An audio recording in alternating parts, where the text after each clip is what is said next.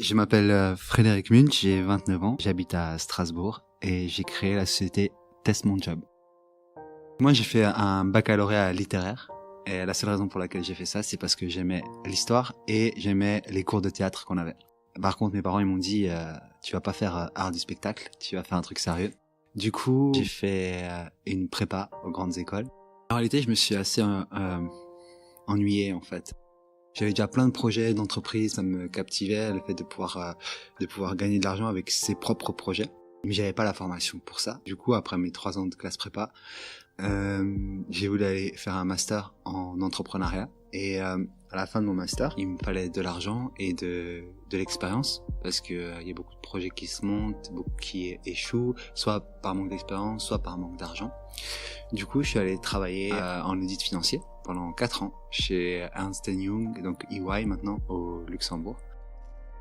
Un samedi après-midi, je regardais la télévision, j'avais un reportage sur les marins pêcheurs et je me suis dit, mais tiens, ça j'aimerais bien essayer partir en mer, remonter les filets et te dire que ta semaine de rémunération elle va se jouer là sur ces 2 secondes, revenir à vendre ton poisson à la criée et c'est quelque chose qui implique à la fois ton corps et ton esprit tout entier.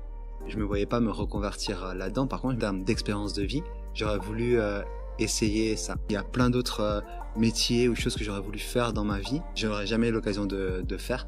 Donc c'est comme, je pense, tous les projets, c'est un truc qui part d'un constat que toi tu fais et que tu essaies de généraliser. Et c'est là que j'ai pris conscience de tous les gens en fait qui trouvent pas plus de sens dans leur travail. Et c'est vraiment à eux qu'on s'adresse avec Test Mon Job. Je pense qu'on fait les études, on comprend pas, on passe d'un moment où on est jeune, on joue à la PlayStation et au foot, à un moment où on demande de choisir notre orientation, alors que la question du sens, on l'a en soi même pas. Du coup, on se retrouve un peu embrigadé dans un entonnoir et on se retrouve à travailler et on se dit bon les 40 prochaines années, je dois faire ça. On rentre dans la routine et c'est là que la question du sens apparaît. Quand j'étais chez Ernst Young, l'avantage c'est que ça changeait souvent, il y a possibilité d'évoluer dans sa carrière. Mais finalement, quand on rentre dans une entreprise, on rentre dans le projet de quelqu'un d'autre, on prend le train en marche en fait. À un moment donné, il y a un entrepreneur qui a posé une première pierre et qui a trouvé des gens autour de lui pour s'associer, pour continuer à faire grandir ce projet. Mais finalement, ce projet-là, c'est pas le nôtre, en fait c'est celui d'un autre auquel on contribue. Je gagnais bien ma vie, j'avais mon métier, j'avais ma situation sociale, mais voilà, il y a ce germe en toi qui continue à grandir et qui te dit voilà, ça c'est ce qui donne du sens à ce que tu fais, du sens à ta vie, et ce germe-là, il commence à devenir plus grand que toi et là, c'est comme tomber amoureux, t'as envie de le suivre jusqu'au bout. Et à un moment donné, tu te dis, bon, maintenant il ne reste plus qu'à tout mettre en ordre pour pouvoir te permettre de concrétiser ce que tu aimes en fait. Test Mon Job, c'est une entreprise qui permet à n'importe quelle personne de pouvoir découvrir un métier rapidement et simplement, sans démarche administrative. Nous, on s'occupe déjà d'avoir trouvé les partenaires, de vous couvrir pour faire ces immersions-là.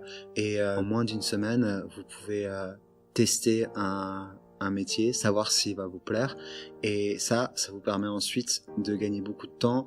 Par exemple, quand vous êtes dans une démarche de reconversion, plutôt que de commencer une formation et de vous rendre compte pendant le stage que finalement le métier il vous plaît pas tellement, là c'est pouvoir vous permettre d'avoir le coup de foudre pour le métier immédiatement.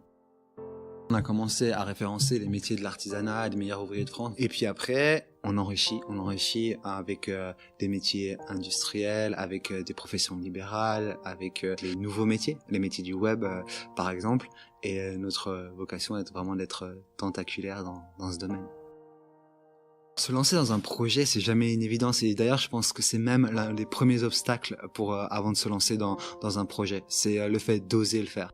Et entre l'idée et se lancer dans le projet, je pense que c'est la marche la plus haute. Quand on regarde les modèles de développement des startups, finalement, il doit exister pas plus de 4 ou 5 modèles de développement d'une startup selon le business qu'elle déploie. Et c'est qu'un enchaînement de marches plus ou moins hautes à enchaîner. Mais la plus grande marche, c'est de se lancer. Le conseil que je voudrais donner à ceux qui veulent entreprendre, c'est de se laisser le temps de réfléchir, de tester leur idée, même sur des petites choses, et surtout de pas avoir honte, de pas avoir peur d'essayer leurs idées, parce que tout d'un coup on se retrouve avec une autre réalité qui est la concrétisation de son idée, et surtout va y avoir à peu près tout le monde qui va essayer de vous décourager de vous lancer, et à tort ou à raison, parce que parfois les projets qui échouent, il faut aussi le considérer, il faut sentir en soi-même s'il y a quelque chose qui naît et qui se développe, et cette envie-là, parce que cette envie-là, c'est celle qui vous fait après lever tous les matins. Donc si j'ai un conseil à donner, c'est écouter ces envies, et surtout à un moment donné, oser vous tromper, oser y aller, et puis on verra la suite. Pourquoi est-ce qu'on travaille ? Eh ben, je pense que la réponse à ça, on peut pas vraiment y répondre, parce que les existentialistes comme Camus et Sartre, ils ont posé justement cette problématique du sens. Avant, on se posait pas la question, on le faisait et puis c'est tout. Il y avait que le pour plus loin quoi on travaille pour se nourrir, et puis ensuite on est venu à se poser la question de pourquoi est-ce qu'on fait ça au final, puisque à la fin on va mourir de toute façon. Et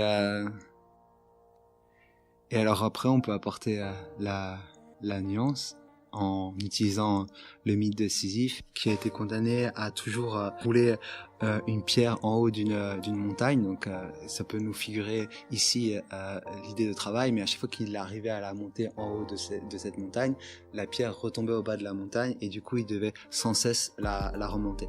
Finalement, dans notre condition de travailleur, on est exactement dans ça, c'est-à-dire que pendant toute votre vie, vous allez répéter les mêmes tâches pour vous nourrir, tout ça pour à la fin mourir. Et du coup, on pose aussi là la question de pourquoi on travaille.